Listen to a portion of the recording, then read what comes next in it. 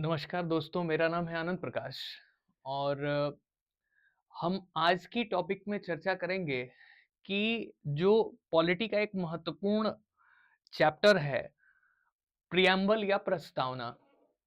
तो प्रिएम्बल क्यों महत्वपूर्ण है? एक तो देखिए कोई भी टॉपिक जब हम पढ़ते हैं तो उसको देखना चाहिए कि इस टॉपिक का महत्व क्या है? क्योंकि हम सिविल सेवाओं की तैयारी कर रहे हैं, तो हमें ये पहले सवाल खुद से पूछना है कि इसका इम्पोर्टेंस क्या है? ये सेशन भी हमारी बाइलिंगुअल रहेगी जैसा कि सभी सेशंस रहती है। तो हमें खुद से ये सवाल करना है कि किसी भी टॉपिक की इम्पोर्टेंस क्या है और किस लेवल की है? क्या वो प्रिलिमिनरी एग्ज़ाम में, प्री एग्ज़ाम में उसकी महत्व क्या है? उसकी मेंस एग्ज़ाम में महत्व क्या है? और उसका इंटरव्यूज़ में महत्व क्या है? क्योंकि सिविल सेवाओं में तीनों चरणों की तैयारी अगर आप एक साथ सोच के कर रहे हैं, तो सफलता की संभावना बढ़ जाती है। In each and every chapter, we must have to ask ourselves, then what is the importance of this chapter according to preliminary exam, according to mains exam, according to interviews? Because your preparation for the civil service is directly related to a comprehensive and integrated study of the syllabus. तो हमें ये सवाल पूछना पड़ेगा कि आखिर इस chapter का महत्व क्या है? तो देखिए प्रस्तावना एक तरीके से समझिए कि इंट्रोडक्शन है। जैसे हम किसी से मिलते हैं, तो हमसे ये सबसे पहला सवाल पूछा जाता है कि आप अपने को इंट्रोड्यूस करिए। अगर पूछा ना भी जाए तो हम अपने को इंट्रोड्यूस करते हैं कि नमस्ते या hi, my name is this, I graduated from here, my family background is this, my educational background is this, my hobby is this। यही सब होता है ना कि अपनी हॉबी बता दिया, एजुकेशनल बैकग्राउंड बता दिया, तो एक आइडिया लग जाता है कि ये इंसान की बैकग्राउंड क्या है, वो क्या सोच रहा है, किस तरीके का व्यक्ति है, थोड़ा बहुत तो आइडिया लग ही जाता है। तो जब संविधान सभा इसके बारे में विचार कर रही थी, तो भाई पूरा संविधान तो कोई पढ़ेगा नहीं। जब संविधान बना तो बहुत लेंदी था, 22 चैप्टर्स थे, उसमें भाग थे और 395 आर्टिकल्स थे, 8 अनुसूचियां थी। अब तो और बढ़ गया, अब तो 448 अनुच्छेदों की बात होती है, अमेंडमेंट होते रहे, 25 भाग हो गए, 12 शेड्यूल हो गए, बहुत कॉम्प्लेक्स संविधान हो गया। तो इसलिए एक इंट्रोडक्शन लिखना जरूरी था और वो इंट्रोडक्शन क्या था? प्रियम्बल, संविधान की जो प्रस्तावना है वही हमारे लिए सबसे महत्वपूर्ण है। तो जब हम संविधान की प्रस्तावना की बात करते हैं, तो संविधान की प्रस्तावना एक तरीके का इंट्रोडक्टरी डॉक्यूमेंट है, एक तरीके की कंप्रिहेंसिव एक एनालिसिस है। मतलब कि हम इसको कहें कि गागर में सागर भर लेने की व्यवस्था है। अगर खाली ये प्रियम्बल या प्रस्तावना के शब्द पढ़ लिए तो पता लग जाएगा कि भारत एक डेमोक्रेसी है, एक लोकतंत्र है, भारत अपने जनता की वकालत करता है। हमें ये पता लग जाएगा कि सोर्स ऑफ कॉन्स्टिट्यूशन क्या है, इस संविधान का स्रोत क्या है। हमें ये भी पता लग जाएगा कि हम अपने देश को कैसा बनाना चाहते हैं, हम किस तरीके की व्यवस्था स्थापित करना चाहते हैं, एक तरीके की गाइडलाइंस जैसा है। It's a kind of guideline on on the basis of which how can and in which way we can create our nation. India is a democratic country, India is a socialist country, India is a sovereign country, India is a country where people want to establish this country as a country of hope, as a country of justice, as a country of liberty, as a country of fraternity. We must respect the unity and integrity of the nation. हमें तो ये बताया गया कि एक ऐसी व्यवस्था है, संविधान का जो प्रियम्बल है, प्रस्तावना कि वो बताता है कि सोर्स ऑफ द कॉन्स्टिट्यूशन क्या है, संविधान का स्रोत क्या है, जनता की स्थिति क्या है, हम अपने लोकतंत्र को कैसा बनाना चाहते हैं, उसकी फिलॉसफी क्या है, पूरे संविधान का दर्शन क्या है, ये सारी बातें इस प्रियम्बल में लिखी हैं। एक-एक सेंटेंस देखिए, जब कहा जा रहा है कि भारत का संविधान, तो इसकी उद्देशिका में स्पष्ट रूप से लिख दिया गया है कि इसका नेचर क्या होगा और इसको बहुत पहले ही संविधान सभा में डिस्कस करके जवाहरलाल नेहरू जी लेके आए थे 13 दिसंबर 1946।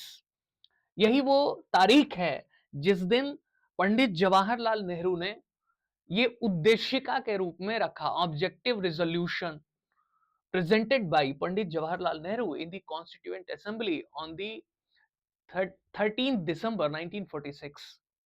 It was the greatest movement of the Indian history in the Indian polity, where idea of the constitution, identity card of the constitution elaborated by Pandit Jawaharlal Nehru in the Constituent Assembly. ये वो दौर था, ये वो समय था जिस समय की संविधान सभा ने ये तय किया कि एक ऐसा डॉक्यूमेंट हो जो कि थोड़ा-सा पढ़ें और पता लग जाए पूरा। तो यहाँ पे लगभग जो ड्राफ्टिंग कमिटी थी बाबा साहब भीमराव अंबेडकर जिसके की अध्यक्ष थे और उनका बड़ा महत्वपूर्ण रोल था। बार-बार ये सवाल पूछा जाता है कि बाबा साहब अंबेडकर का क्या रोल है भई? क्यों उनको इतना क्रेडिट दिया जाता है? क्यों कहा जाता है कि founding father of the Indian constitution, उनको क्यों संविधान निर्माता की श्रेणी दी जाती है? क्यों कहा जाता है संविधान का शिल्पी? इसलिए कहा जाता है क्योंकि जितनी भी बहसें हुई थी संविधान सभा के अंदर में, जितनी भी सिटिंग्स हुई थी, जितने भी सेशंस चले थे, उन सब के ऊपर अंतिम जो फॉर्मेट बनाने की जिम्मेदारी थी, जो कानून लिखने की जिम्मेदारी थी, वो ड्राफ्टिंग कमेटी की थी। उसमें भी कुछ मेंबर ने रिजाइन दे दिया, कुछ उपलब्ध नहीं थे, कुछ बीमार थे, कुछ की मृत्यु हो गई, तो सारी जिम्मेदारी लगभग बाबा साहब अंबेडकर के पास आ गई और उन्होंने ही अंतिम रूप से इसको कानून का रूप दिया। तो ड्राफ्टिंग कमिटी ने भी लगभग उसी रूप में इसको एक्सेप्ट कर लिया प्रियम्बल को, थोड़ी बहुत संशोधनों के साथ, चर्चाओं के साथ और सर्वसहमति से इसके बारे में प्रस्ताव कर लिया। तो जब देश आजाद हुआ, तो लोगों ने कहा कि भाई संविधान की प्रस्तावना को हम मानते ही नहीं कि ये संविधान का हिस्सा है। कहीं लिखा तो नहीं है। आर्टिकल न 1 लिखा है, न 2 लिखा है, तो लिखा ही नहीं है, कहीं संविधान में लिखा ही नहीं है कि प्रस्तावना इसका भाग है कि नहीं है। तो हम देखते हैं कि अब सवाल जैसे मैंने शुरू में सेशन में कहा था कि आपको देखना पड़ेगा कि कोई भी टॉपिक प्रिपरेशन के समय उसका प्री में क्या महत्व है, मेंस में क्या महत्व है, इंटरव्यू में क्या महत्व है। तो आपसे ये सवाल पूछे जाएंगे, इंटरव्यूज में भी पूछे जाएंगे कि क्या संविधान की प्रस्तावना क्या उसका हिस्सा है? Is it part of the constitution? They will ask you in the interviews. तो आपको बताना पड़ेगा कि इसकी क्या स्थिति है। मेंस में भी ये सवाल पूछा जा सकता है कि भाई संविधान की जो प्रस्तावना है, क्या हम उसको वास्तव में कुछ पाने के लिए कोशिश कर पाए हैं? ये जो शब्द दिखाई दे रहे हैं, सोशलिस्ट या सेक्युलर या डेमोक्रेटिक या सॉवरेन, जिसको कि हम संपूर्ण प्रभुत्व संपन्न समाजवादी पंथ निरपेक्ष ये सब कह रहे हैं, लोकतंत्रात्मक गणराज्य बनाने की कोशिश कर रहे हैं, ये सब सवालों को पूछा जा सकता है आपसे मेंस के अंदर में। प्री में तो पूछा ही जाता है कि भाई इन सब के मतलब क्या है, रिपब्लिक का मतलब क्या है, लोकतंत्र का मतलब क्या है, ये पंथ निरपेक्षता का मतलब क्या है, समाजवादी का मतलब क्या है। They will ask you in the preliminary examination also which terminology is part of the preamble और नॉट। कौन सी चीजें प्रियम्बल का हिस्सा है, कौन सा नहीं है, ये भी आपसे पूछा जा सकता है।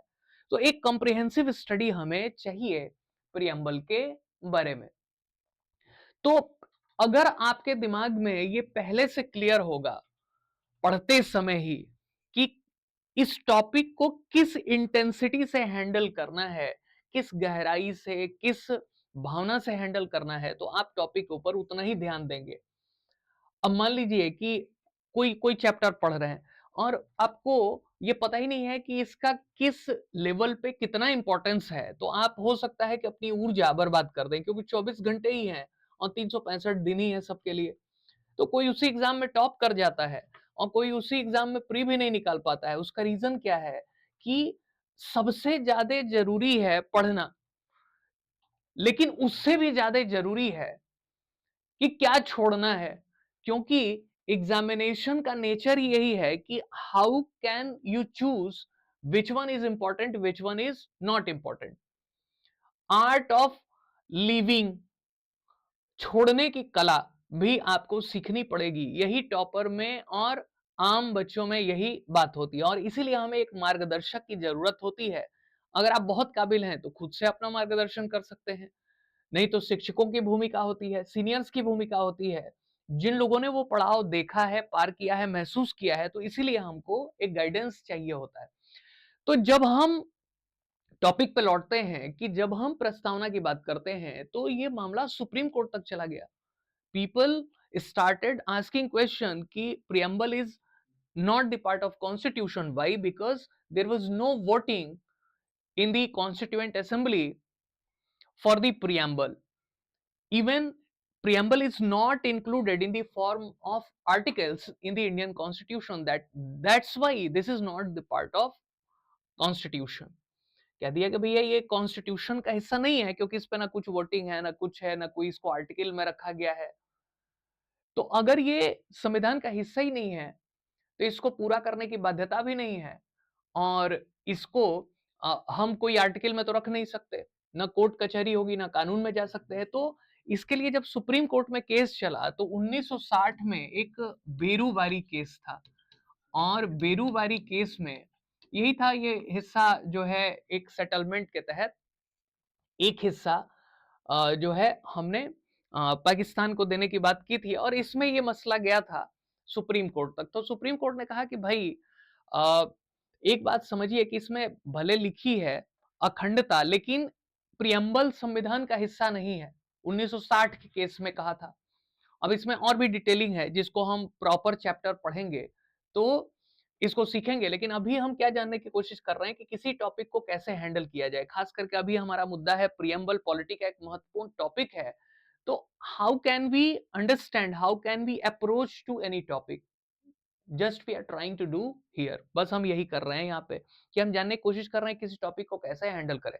1960 में बेरूबारी में बेरूबारी वाले मसले में सुप्रीम कोर्ट ने कह दिया कि not the part of the constitution, कह दिया कि भाई प्रियम्बल संविधान का हिस्सा नहीं है। अब जब ये मामला और आगे बढ़ा तो 13 साल बाद 1973 में 1973 में केशवानंद भारती बनाम केरल राज्य, क्योंकि इसी नाम से जो है वाद चलते हैं, केस चलते हैं, सुप्रीम कोर्ट तक पहुंचते हैं। जब कोई क्रुशियल मसला होता है, महत्वपूर्ण मसला होता है तो सुप्रीम कोर्ट तक मामला जाता है। तो उसी मामले में केशवानंद भारती मामले में कह दिया सुप्रीम कोर्ट ने कि भाई ये संविधान का हिस्सा है और हालांकि ये बेसिक स्ट्रक्चर में आता है, अगर इसको कोई खत्म करना चाहे तो खत्म नहीं कर सकता है। ये संविधान का दर्शन है। 13 जजों की बेंच ने ये कह दिया था। That is the largest bench of the supreme court. Bench माने जजेस जो बैठते हैं। एक होता है सिंगल बेंच जिसमें एक जज बैठेगा, डबल बेंच माने 2 जज बैठेंगे। ऐसे ही 13 judges were sitting in this Keshavananda Bharati dispute and Keshavananda Bharati एक सज्जन है जो कि एक मसला लेके गए थे और सुप्रीम कोर्ट ने कह दिया कि अब ये प्रियम्बल भी संविधान का हिस्सा है। लेकिन ये बात ध्यान देने की है कि आर्टिकल 368 का प्रयोग करके, क्योंकि खुद डॉक्टर अंबेडकर ने कहा था कि हम इतने काबिल नहीं है कॉन्स्टिट्यूएंट असेंबली में कि हम भविष्य जान जाएं, तो हम एक अधिकार दे देते हैं आने वाली जनरेशन को, आने वाली पार्लियामेंट को कि वो क्या करे, जरूरत के हिसाब से संशोधन कर ले। तो आर्टिकल 368 अनुच्छेद 368 के तहत संशोधन की व्यवस्था है। There is a provision of constitutional amendment according to article 368 and according to 368 there is a amendment procedure. तो yes, in 1973, in the Keshwanand Bharati dispute, Supreme Court had given verdict. And what was the verdict? कि preamble is the part of the constitution and parliament can amend it. Parliament इसको क्या कर सकती है? Amend कर सकती है। बस ये देखना होगा कि फंडामेंटल नेचर, माने ऐसा ना हो कि कह दे कि डेमोक्रेसी है इसको खत्म कर दिया प्रियम्बल से, पार्लियामेंट ऐसा नहीं कर सकती है। तो बेसिक स्ट्रक्चर भी सुप्रीम कोर्ट ही बताएगा कि क्या है संविधान का मूल ढांचा। तो यहां पे कुछ बातें लाई गई। अब कहा गया कि भाई भारत, हम भारत के लोग अब जब प्रियम्बल की शुरुआत हो रही है तो we the people of India, मतलब ये सोर्स बता रहा है कि भाई इस देश में डेमोक्रेसी है और हम भारत के लोग खुद ही संविधान लिख रहे हैं और खुद ही को क्या कर रहे हैं, समर्पित कर रहे हैं, अंगीकृत कर रहे हैं, इसको एडॉप्ट कर रहे हैं, इसको हम इनैक्ट कर रहे हैं, हम खुद ही लिख रहे हैं। वो जो कॉन्स्टिट्यूएंट असेंबली बनी थी वो भी तो भारत की जनता ही थी। तो यहाँ पे सब लोग मिलके क्या कर रहे हैं कि 26 नवंबर 1949 को संविधान दिवस मनाया भी जा रहा है। तो हमने इसको स्वीकार कर लिया। अब हमने एक सेंट्रल आइडिया दे दिया। इसको ठाकुरदास भार्गव कहते हैं soul of the constitution. Preamble is the soul of the constitution. इन्हें पालकी वाला कहते हैं कि identity card of the constitution. ये आईडी है संविधान की। और ठाकुरदास भार्गव कहते हैं कि ये संविधान की आत्मा है। कुछ लोग कंफ्यूज हो जाते हैं कि अंबेडकर साहब को ही कह देते हैं कि उन्होंने ही कहा था। उन्होंने आर्टिकल 32 को सोल ऑफ द कॉन्स्टिट्यूशन कहा था। इस तरीके से देखा जाए तो जो केएम मुंशी हैं वो भी एक इंपॉर्टेंट मेंबर है कॉन्स्टिट्यूएंट असेंबली के, और वो कहते हैं कि ये हॉरोस्कोप ऑफ द कॉन्स्टिट्यूशन, कुंडली है संविधान की। ये सब सवाल प्री में भी पूछे जाते हैं और इसको आप मेंस में भी बता सकते हैं, इंटरव्यू में भी आपसे सवाल किया जाए तो आप इन सब का उल्लेख कर सकते हैं। You can also signify names of these constituent assembly members what they stated about the preamble। तो जवाहरलाल नेहरू जी इसको लेके आए थे, बाद में सर्वसहमति से इसको स्वीकार कर लिया गया। तो केशवानंद भारती बाद में यही तो कहा सुप्रीम कोर्ट ने कि भाई इस पे सर्वसहमति दी गई थी, इसका मतलब कि ये प्रियम्बल का हिस्सा है, इस पे वोटिंग हुई होगी, भले ध्वनि मत से इसको पास कर दिया गया है। तो प्रियम्बल में जो वर्डिंग्स ली गई थी उसमें भी जो सोशलिस्ट और सेक्युलर वर्ड हैं, ये जो समाजवादी और पंथ निरपेक्ष विचारधारा है, सोशलिस्ट, सेक्युलर और इंटेग्रिटी, ये जो इंटेग्रिटी है, ये तीन वर्ड्स जिसको कि हम कहते हैं कि एक तरीके से जो हमारी यहाँ पे अखंडता दिखाई दे रही है, तो ये वर्ड्स बाद में इंक्लूड किए गए क्योंकि केशवानंद भारती मामले में सुप्रीम कोर्ट ने तो कह दिया कि वी कैन अमेंड प्रियम्बल, हम प्रियम्बल को भी अमेंड कर सकते हैं, संविधान के किसी हिस्से को कर सकते हैं अमेंड पार्लियामेंट के थ्रू, लेकिन वो संविधान के अनुरूप है कि नहीं, बेसिक स्ट्रक्चर के आधार पे सुप्रीम कोर्ट उसको समय समय पे बताएगी। तो सुप्रीम कोर्ट ने जो निर्णय दिया उसी का प्रयोग करके 1976 में through the 42nd constitutional amendment, 42वें संविधान संशोधन का प्रयोग करके तीन शब्द जोड़ दिए गए, सेक्युलर और मतलब समाजवादी और पंथ निरपेक्ष, सोशलिस्ट, सेक्युलर और इंटेग्रिटी, अखंडता वाली बात जोड़ दी गई। मतलब कि हमारा देश कोई तोड़ नहीं सकता है, एक रहेगा। तो ये तीन बातें, एक ही संशोधन हुआ है 1976 में, 42वां संविधान संशोधन। तो कुछ बातें हमने क्लियर की। इस अच्छा, एक तरीके का ये आइडियल है, एक सेंट्रल आइडिया है, तो इसको लेके आप कोर्ट कचहरी नहीं कर सकते हैं, किसी न्यायालय में नहीं जा सकते हैं। It's not enforceable by any court of India, even supreme court. Supreme court भी इस मसले में कुछ नहीं कर सकती। ऐसा नहीं कि इसको लागू करवाने के लिए सरकार को आदेश दे दे। भाई ये एक आइडियल है, एक दर्शन है, एक विचारधारा है, एक आदर्श है जिसको कि पाना चाहिए, लेकिन इसका मतलब ये नहीं कि प्रियम्बल को ही आपने गैप कर दिया पार्लियामेंट ने या सरकार ने। तो एक तरीके का समझिए कि टॉर्च बियरर है, रास्ता दिखाने वाला। तो यहाँ पे कहा गया कि हम भारत के लोग, सोर्स बता रहा है संपूर्ण प्रभुत्व संपन्न, sovereign, we are sovereign country.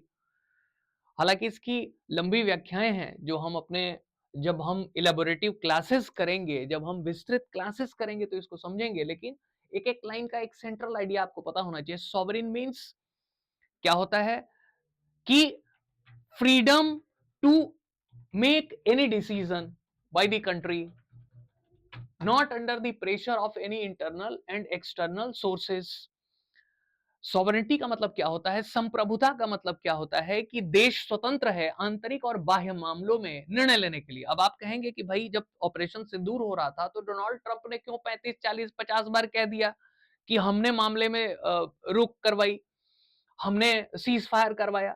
भाई कोई भी देश हो, अमेरिका ही क्यों ना हो, कोई भी देश एब्सोल्यूट सॉवरेन नहीं हो सकता है, कोई भी चीज 100% में नहीं होती है। लेकिन आम तौर पे देखा जाए तो सॉवरेन का मतलब होता है कि सरकार, जो आपकी केंद्रीय सरकार है, वो आंतरिक और बाह्य दबावों से लगभग लगभग मुक्त है। तो उस मामले में तो हम मुक्त ही हैं। भले ही डोनाल्ड ट्रंप ने इतनी रिक्वेस्ट की, इतना दबाव बनाया ट्रेड डील के लिए, लेकिन भारत सरकार उसको चकरगिन्नी जैसा घुमाती रही। दुनिया भर के टैरिफ ठोके गए भारत के ऊपर, उसके बावजूद भी रशिया के व्लादिमीर पुतिन का धूमधाम से भारत में स्वागत किया गया। और दिल्ली से बैठ के व्लादिमीर पुतिन ने डोनाल्ड ट्रंप की आलोचना कर दी। तो भारत ने यह संदेश दे दिया खुले रूप से कि we are sovereign country, you have no right, even you are super power, mister Donald Trump, you are super power, then despite that you don't have any right to suppress us. We are here as a sovereign country and we will make our choices, our decisions independently without any pressure, internal or external. हम एक स्वतंत्र राष्ट्र रहेंगे, एक sovereign country रहेंगे और बिना किसी दबाव के हम निर्णय लेंगे। तो यही होता है सॉवरेनिटी का मतलब। भारत को युद्ध लड़ना था तो कोई पूछा थोड़ा नहीं, ना पहले ना आज, कभी नहीं पूछा। जब नेहरू जी के जमाने में भी आप देखिए कि जब वर्ल्ड वो जो कोल्ड वॉर चल रहा था अमेरिका और यूएसएसआर के बीच में, रूस का पुराना वर्जन, तो उस समय भी भारत ने नॉन अलाइनमेंट मूवमेंट को चॉइस किया, गुट निरपेक्ष आंदोलन को किया। तो यहां पे यही स्थिति थी। तो हम एक सॉवरेन कंट्री हैं। समाजवादी मतलब क्या है कि सोशलिस्ट, की भाई देश में अगर कोई ये नहीं कह सकता है कि हम एक तरीके से ऐसी कंट्री है जहां खाली अमीरों की सोची जाती है, अमीरों की चलती है। ठीक है, आरोप लगते रहते हैं, there are several accusations made by political opponents of the government कि you are choosing Adani Ambani, you are giving preferences to the capitalist. खूब आरोप लगते हैं कि आप अडानी अंबानी को बड़ा बढ़ावा दे रहे हैं या ये कर रहे हैं। लेकिन सरकार सोचिए कि 85 करोड़ लोगों को 5 किलो अनाज दिया जा रहा है, दुनिया भर की योजनाएं चलती हैं, कभी उज्ज्वला योजना चलती है, कभी सोलर स्कीम चलती है, कभी सब्सिडी चलती है, कभी रोजगार की योजनाएं चलती है। आम जनता की ही बातें करके वोट लिया जाता है, नहीं तो आम जनता क्या करेगी, उस व्यक्ति को बाहर कर देगी। तो कहीं ना कहीं समाजवादी का मतलब यह है कि भाई ठीक है, इक्वल डिस्ट्रीब्यूशन ऑफ रिसोर्सेस करेंगे, लेकिन ऐसा नहीं है कि हम अपने तरीके से करेंगे, डेमोक्रेटिक तरीके से। सोशलिस्ट शब्द आया है रूस से, वहां मार काट की गई, ब्लड शेड किया गया रशियन रिवॉल्यूशन में। यहां ऐसा कुछ नहीं था। ये डेमोक्रेटिक सोशलिज्म की बात हो रही है, जिसकी बात नेहरू जी ने भी की थी। इसको बाद में जोड़ा गया, शुरू शुरू में इसको नहीं जोड़ा गया, सोचा गया कि कहीं इसको रूस से ना जोड़ दिया जाए। बाद में इसको जोड़ा गया 1976 में 42वें संविधान संशोधन से। It was incorporated in the Indian constitution by the 42nd constitutional amendment act during the tenure of Mrs Indira Gandhi. So we have democratic socialism rather than only socialism. Socialism, what we have seen in the Russian history, there was a bloodbath to implement socialism, but Indian constitution incorporated democratic socialism. We are not going to create between rich and poor. Both are important for our country's development, and that's why we incorporated democratic socialism, already discussed in the Indian Constituent Assembly. And democratic socialism uh, idea firstly raised by Jawaharlal Nehru. तो उन्होंने ही किया था। तो अब ये समझ गया कि समाजवादी मतलब हमारा देश सबके लिए कोशिश करेगा। पंथ निरपेक्ष का मतलब ये हो गया, सेक्युलर का मतलब ये हो गया कि we as a country we are promoting all religions. देखिए, इसका वेस्टर्न कंट्री में मतलब अलग होता है। वेस्टर्न कंट्री में क्या होता है, विदेशों में क्या होता है, सेक्युलर या पंथ निरपेक्ष, या जिसको हम धर्म निरपेक्ष कह देते हैं, कि nothing to do with religion, we are not going to interfere in the matters of religion, even in the propagation, even in the distribution or anything else. But in India, secularism is something different. We are not going to detach ourselves from the religion. Indian secularism also promote protection to all religions. हम सभी धर्मों को समान संरक्षण देंगे। हमारा जो secularism है ये है। तो जो इसकी ट्रांसलेशन की जाती है ना, ये इंटरव्यू में भी पूछा जाता है कि हम धर्मनिरपेक्ष हैं कि पंथ निरपेक्ष। एक्चुअली सेक्युलरिज्म की जो अर्थ होता है, जो हिंदी में अनुवाद किया जाता है, वो होता है धर्मनिरपेक्ष। लेकिन अगर धर्मनिरपेक्ष कह देंगे तो हमें किसी धर्म से कोई मतलब नहीं होगा, जैसा कि विदेशों में होता है। अमेरिका में, जर्मनी में उन्होंने अपने को सेक्युलर कहा है। हमने कहा है कि yes we are secular in English, but in Hindi we are पंथ निरपेक्ष। हम पंथ निरपेक्ष, बड़ा जरूरी है। इंग्लिश में भी इसको आप लिख रहे हैं तो लिखना पड़ेगा पंथ निरपेक्ष, लाइक दिस, पंथ निरपेक्ष। तो ये बात आपको यहां समझनी पड़ेगी, ठीक है। तो यही सब चीजें जाननी है, यही सब चीजें हमें समझनी है। लोकतंत्रात्मक व्यवस्था होगी, we have democratic republic. Republic मतलब जहां गणराज्य, मतलब मनाते भी हैं गणतंत्र दिवस की, राष्ट्रपति हमारे एक तरीके से सरकार के एक प्रधान माने जाते हैं। वो बात अलग है कि उसमें भी हमने डिवीजन कर रखा है कि real head of the state is PM and nominal head of the state is president. Executive माने सरकार या कार्यपालिका। लेकिन सांकेतिक रूप से भी देखें तो president is also elected and PM is also elected. हालांकि यहाँ राष्ट्रपति को ही संदर्भ लेंगे क्योंकि सैद्धांतिक रूप से तो राष्ट्रपति ही हमारे प्रधान है। तो president is elected, however he is elected indirectly. अप्रत्यक्ष रूप से ही चुने जाते हैं, लेकिन चुने तो जाते हैं। हमारे यहाँ we don't have any system like as monarchy, no hereditary rules. हमारे यहाँ कोई राजतंत्र नहीं है, कोई ऐसी व्यवस्था नहीं है कि भाई राजा का लड़का ही राजा होगा। हमारे यहाँ कोई भी राष्ट्रपति बन सकता है, यही इतिहास कहता है। तो हमने लोकतंत्र बनाया है। लोकतंत्र माने क्या? जनता का, जनता के लिए, जनता के द्वारा, by the people, for the people, to the people. That is the famous definition of democracy, which is propounded by Abraham Lincoln, one of the greatest president of United States of America. तो जब ये चीजें आई कि हम भारत के लोग भारत को एक संपूर्ण प्रभुत्व संपन्न समाजवादी पंथ निरपेक्ष लोकतंत्रात्मक गणराज्य बनाने के लिए कोशिश करेंगे, तो ये एक बड़ी बात है। बता दिया है कि हमारा संविधान कभी भी फेल नहीं होगा। पाकिस्तान जैसा, बांग्लादेश जैसा कभी भी, लोग कहते हैं ना कि यहाँ जेनजी का आंदोलन हो जाएगा, नहीं होगा। क्योंकि हमारे यहाँ ऐसी सिस्टम बनी है कि पूरा संविधान ही चीख चीख के कह रहा है कि हम लोकतंत्र हैं।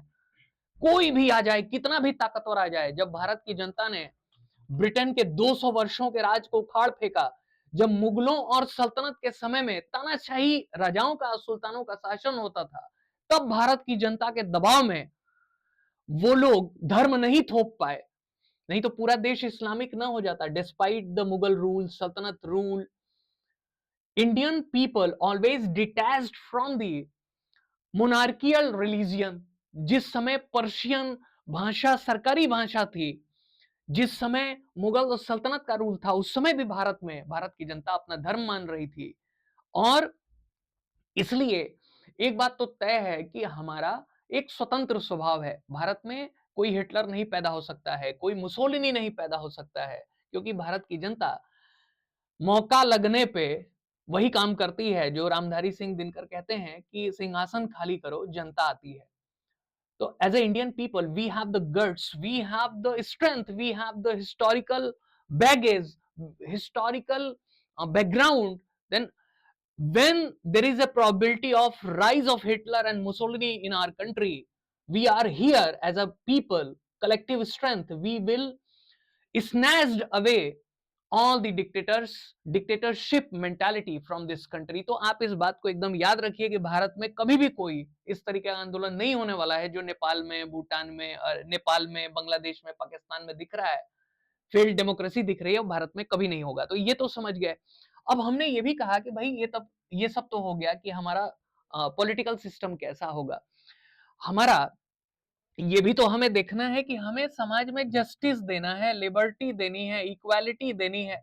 तो हमने तो इसके लिए पूरा एक व्यवस्था ही बना रखी है कि हमने कहा कि न्याय देना है। तो सोशल, इकोनॉमिकल, पॉलिटिकल। पॉलिटिकल न्याय का मतलब क्या है भाई? कि सब लोग राजनीतिक रूप से एडल्ट फ्रेंचाइजी मिले, सब लोग वोट दे सकें और सब लोग इलेक्शन में भाग ले सकें। हालांकि कुछ नियम बाद में आ गए, पार्लियामेंट ने नियम बनाए, लेकिन कि भाई जो 2 साल से अधिक की सजा पा गया है वो नहीं चुनाव लड़ेगा, इस तरीके के नियम आ गए थे। लेकिन उसके बावजूद भी हमने पॉलिटिकल इक्वालिटी दी, सब लोग ऐसा कर सकते हैं। सोशल इक्वालिटी मतलब जाति, धर्म, भाषा, क्षेत्र के आधार पर कोई भेदभाव नहीं होगा। इक्वालिटी की बातें तो हमने देखी ही हैं। और जस्टिस माने यही है ना कि भाई आपको किसी आधार पे भेदभाव नहीं किया जाएगा। माने आप किस जाति से आते हैं, किस क्षेत्र से आते हैं, किस धर्म के हैं, सब किस जेंडर के हैं, आपके साथ भेदभाव नहीं होगा। इकोनॉमिक मतलब सबको कमाने का अवसर होगा, कहीं भी बस के अपना काम करने का अवसर होगा। अब उसमें भी लिमिटेशन है। ऐसा नहीं कि आपको अब आतंकी कार्रवाइयाँ शुरू कर दी आपने। डॉक्टर बन गए और लगे दिल्ली बम ब्लास्ट करने, वो सब परमिशन नहीं है। But here is there is a provision of justice. न्याय की बात करता है हमारा प्रियम्बल। लिबर्टी स्वतंत्रता की बात करता है, थॉट की, विचारों की, अभिव्यक्ति की, एक्सप्रेशन की, बिलीफ या विश्वास की। फेथ, वर्शिप, पूजा करिए, किसी मामले में विश्वास करिए, अपने विचारों की अभिव्यक्ति करिए। उसी में सब मीडिया उडिया की आ जाती है स्वतंत्रता। और आर्टिकल 19 इस बात को कहता भी है। लेकिन एक बात समझिए कि आपको जो भी काम करना है वो देश विरुद्ध ना हो, संविधान विरुद्ध ना हो, मानवता विरुद्ध ना हो, नहीं तो आपके खिलाफ एक्शन हो जाएगा। फिर भी बहुत बड़ी बात है। नहीं तो सोचिए जरा कि एक व्यक्ति जो एक सरकारी छोटे से पद पे आ जाता है, उसको इतना अहंकार हो जाता है, तो जो पीएम सीएम बन जाए कितनी ताकत महसूस करता होगा, अथाह ताकत।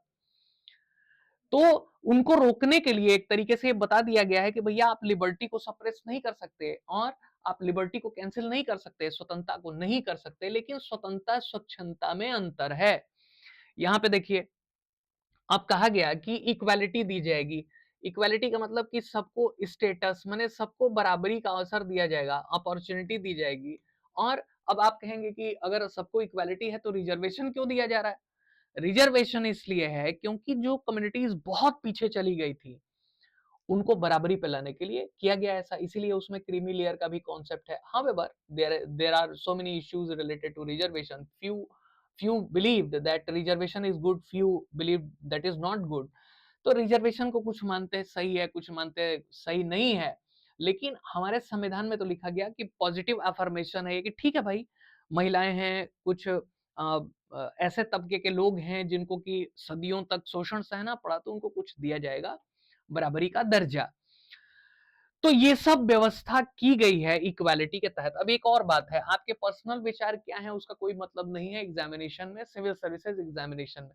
If you are rebellion and you are thinking that going to crack civil services exam, IAS, PCS, through your mentality, so please stay away from your personal mentality, individual approach.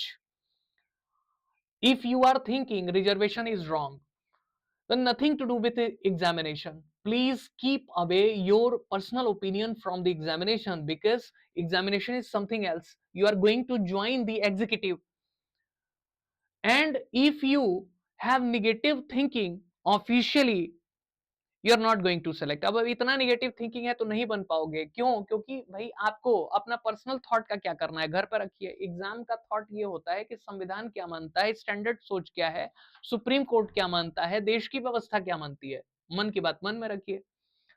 मन की बात करनी नहीं है, वो खाली प्रधानमंत्री जी करते हैं, ठीक है? आप मत करिए, क्योंकि आपको अगर इस सेवा में जाना है, सरकार का आप हिस्सा बनेंगे ना ईएस पीसीएस बन के, तो अगर विरोधी विचारधारा रहेगी तो कैसे काम चलेगा? पहले ही दूसरे राउंड में बाहर हो जाएंगे, कहीं ना कहीं तो पोल खुली जाएगी। फिर कहा गया फ्रेटर्निटी, भाई सबको बंधुत्व बढ़ाने का काम करना चाहिए और आपस में मिलजुल के रहना चाहिए। देश की एकता अखंडता को बढ़ाना चाहिए और जीवन की मर्यादा, हर व्यक्ति को मर्यादित जीवन जीने का अधिकार है। इसीलिए बहुत सारे कानून बनाए जा रहे हैं कि भाई महिलाओं को प्रेगनेंसी के समय छूट मिले, या कूड़ा मैला फेंकने वालों को भी एक तरीके का अधिकार मिले। टेक्नोलॉजी को इंट्रोड्यूस किया जाए जिससे कि उनकी मौतें ना हो। 5,000 लोग तो खाली इसी वजह से मर जाते हैं हर साल कि वो ड्रेनेज में उतर के कूड़ा कचरा साफ करते हैं। आप किसी को उसके जाति के नाम से नहीं बोल सकते। हर व्यक्ति को मर्यादित जीवन जीने का अधिकार है। You have the right to live your life in a dignified way. Article 21 signified. तो ये यहाँ पे क्या करता है, आर्टिकल 21 इस बात को कहता है, और ये बातें जितनी ये बातें हैं ये सेंट्रल आइडिया है और संविधान इसी के हिसाब से चलेगा। इसमें आज तक एक ही संशोधन हुआ है, मैंने बता दिया है, और इसको 26 नवंबर 1949 को एक्सेप्ट कर लिया गया था पहले ही राउंड में, और 26 जनवरी 1950 को तो पूरा संविधान ही एक्सेप्ट कर लिया गया। तो प्रियम्बल एक गाइडलाइंस है, एक फिलॉसफी है, एक एक तरीके का पथ प्रदर्शक है, टॉर्च बियरर है कि कैसे हमारा देश, कैसे हमारी व्यवस्था चलेगी। अब कुछ लोग कहते हैं कि entire constitution is borrowed, even preamble is borrowed. कहते हैं कि हमारा देश का जो प्रियम्बल है, पूरा संविधान ही उधार का थैला है। देखिए, कहीं ना कहीं जीवन में सबको अपनी प्रेरणा तो लेनी ही पड़ती है। बुद्धिमान कौन है जो दूसरे को देख के सीख जाए। तो हमारे जो कॉन्स्टिट्यूएंट असेंबली के लोग थे संविधान सभा के, वो भी होशियार थे। तो उन्होंने कहा कि भाई समय तो लग ही रहा है, तो हम क्यों ना दुनिया के सभी देशों के संविधानों का अध्ययन करें। 60 से अधिक देशों के संविधान का अध्ययन किया गया। पाया गया कि जो अच्छी चीजें हैं उसका भारतीयकरण कर लेते हैं। तो वही किया गया। मूल रूप से प्रियम्बल की अवधारणा यूएसए से ली गई है। Idea of preamble incorporated in the Indian constitution from the constitution of United states of America. और इसकी बातें 1935 वाले जो कहते हैं कि गवर्नमेंट ऑफ इंडिया एक्ट थी, वहां से लिया गया। उसमें कुछ प्रियम्बल की बात थी नहीं। हाँ, मॉन्टेग्यू चेम्सफोर्ड रिफॉर्म्स जो थे 1919 के, वहां पे there was a preamble. However, ये जो आइडिया है ना प्रियम्बल का, ये लिया गया है यूएसए के कॉन्स्टिट्यूशन से। तो ये देखिए, हमने एक शॉर्ट, ब्रीफ, क्रिस्प सभी मसलों की चर्चा की है। हालांकि इस पे एक टॉपिक पे ये बहुत डिटेल स्टडी की जरूरत है, क्योंकि इस पे मेंस के अंदर में, इंटरव्यूज में, प्री में सवाल पूछे जाते हैं। लेकिन अगर एक सिनॉप्सिस देखें, एक सेंट्रल आइडिया देखें, तो ये सेशन बड़ा महत्वपूर्ण होगा। क्यों? क्योंकि हमने एक इसी सेशन में पूरा अधिक से अधिक मुद्दों को एक एक विचारधारा बनाने के लिए यूज किया। This session is short and crisp. Why? Because there is a summation of entire preamble. पूरा preamble को हमने एक एक जगह बांध दिया। एक कम से कम दिमाग में जब आपसे कोई टॉपिक कहा जाए तो आपको कैसा कमांड होना चाहिए कि कुछ तो विचार उठे। अब आपसे कोई कहे कि व्हाट इज प्रियम्बल, तो दो चार विचार उठे कि अच्छा ये इसका हिस्सा है कि नहीं, क्या है प्रियम्बल, क्या है, कुछ तो उठे, एक दो शब्द घूमे, अच्छा सोशलिज्म, इंटेग्रिटी, हो गया काम। If someone will ask you, or somewhere, if you have seen preamble, then uh, at least few points of the preamble must be raised in your mind. So that is the way of study. ये अध्ययन का तरीका होना चाहिए। तो चलिए, इसी तरीके की हम बातें करते रहेंगे, और इन सब बातों को हम अपनी डिटेल क्लासेस में भी जब पढ़ेंगे तो उसको एक्सप्लेन करेंगे, एक एक चीज को कि इस पे सवाल किस तरीके के बनेंगे मेंस के अंदर में, उसकी राइटिंग, आंसर राइटिंग पैटर्न क्या होगी।